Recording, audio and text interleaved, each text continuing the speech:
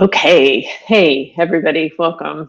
Sorry, I had a little glitch getting going this morning. So, today I want to talk about what's going on with the CDC guidelines for opioid prescribing and yoga for chronic pain. So, recently I was asked to be on the board of the Integrative Health Policy Consortium, and that has sort of tuned me into lots of things that are going on in the policy world with healthcare in the United States. Because CDC is the Center for Disease Control. And by the way, and I want to share this, I'm going to be sharing updates with you about this regularly. We meet like every 2 months. So this is what's going on right now.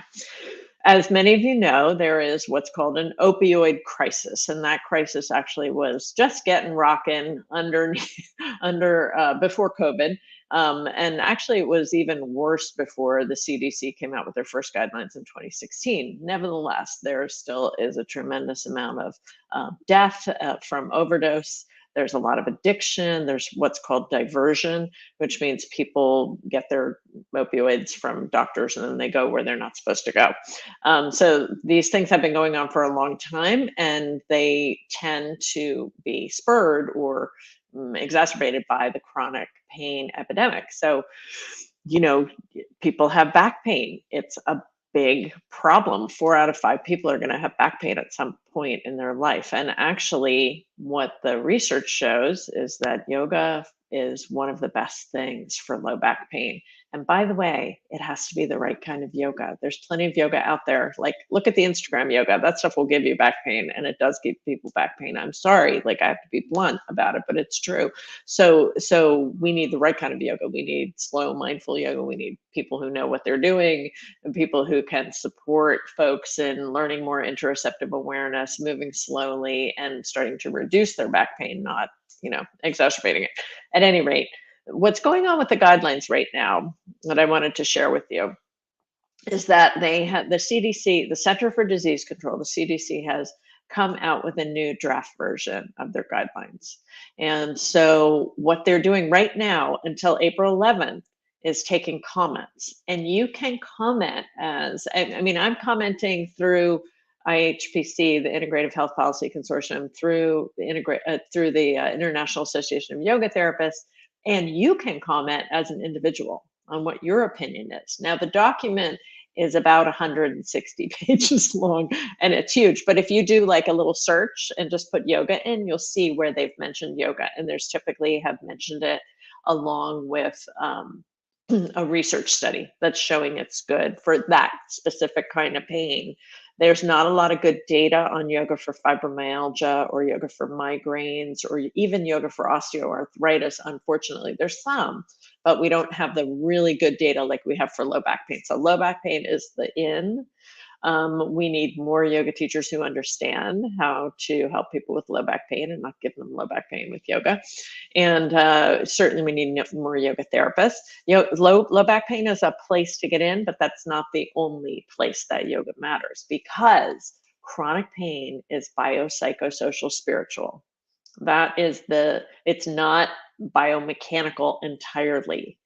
There are psychological factors involved in pain. There are spiritual factors, feeling disconnected from a sense of self and purpose and identity and meaning. That stuff is involved in chronic pain as well. And what's so beautiful about yoga is that it addresses the whole person, biopsychosocial, spiritual part of the whole person, right?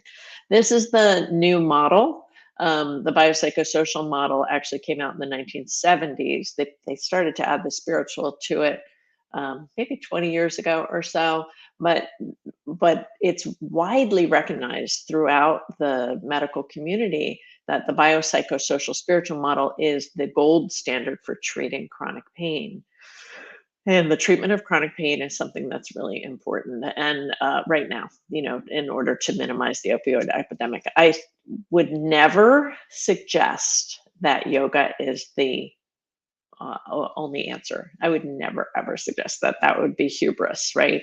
But yoga has an important role to play in helping folks to reduce chronic pain. And we need more coordinated efforts. We need coordinated efforts on the grassroots community level, as well as on the national level, for bringing yoga into the consciousness of providers and patients who often, like, somebody in chronic pain, you're like, do yoga. I mean, most people would be like, you're crazy, because they see images of yoga as being this hypermobile, extreme athlete kind of sport. Whereas you and I both know that yoga has a lot to do with learning interoceptive awareness, learning how to be in touch with yourself, leveraging your spiritual assets, freeing the mind, and finding more mental emotional balance. All of those things are part of the yoga system. So we have a lot to offer in this conversation. I highly encourage you, I strongly encourage you to check out the guidelines and leave a comment, because why not? I've provided a link here on the recording that you can go to, and it's not in Instagram yet, but I'll provide a link on Instagram.